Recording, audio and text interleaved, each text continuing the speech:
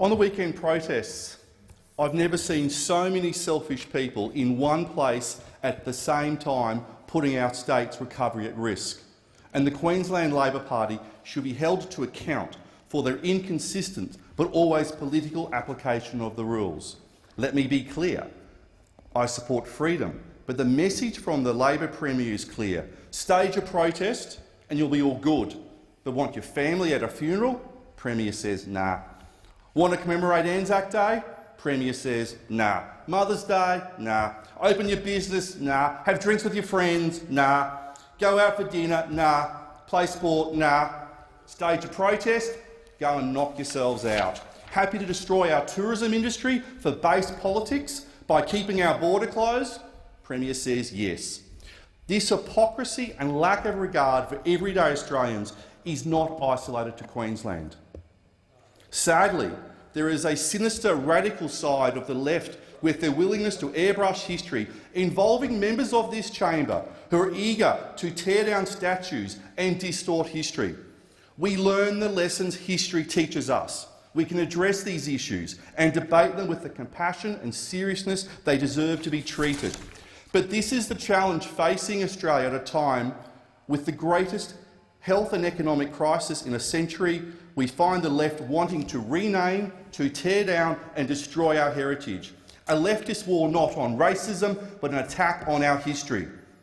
We are, as I said in my maiden speech, in the second 100-year war, the war against tyranny. In this instance, it is the tyranny of leftist wokeness. Our freedoms, our heritage, our future, all under attack from these dukedoms of wokedom. A demand from the left to expunge, excise and extricate the truth of history through a rewrite of all upon which they disagree. They not only want to sow seeds of division and play identity politics today, they want to apply identity politics to rewrite the past.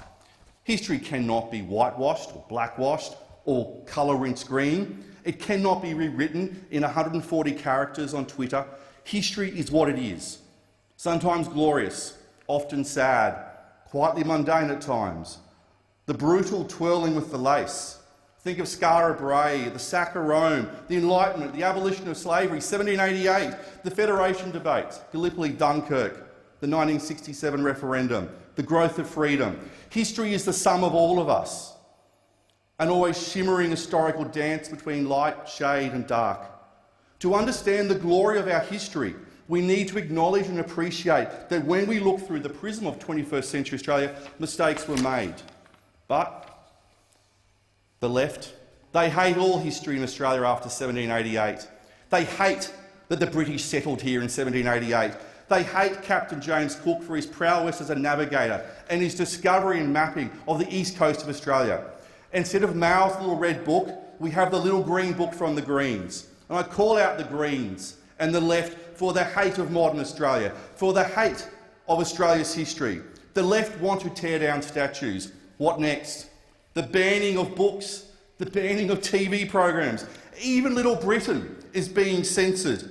It is satire, you wokers. The banning of freedoms, the banning of freedom of thought, the banning of freedom of speech. If we do not understand our past, how can we hope to build a better, brighter future for all Australians? Australians of all colours and creeds fought and died for our freedoms in this country. Our history based on these freedoms is too important to be left to the Greens and the left to rewrite. Let our statues stand.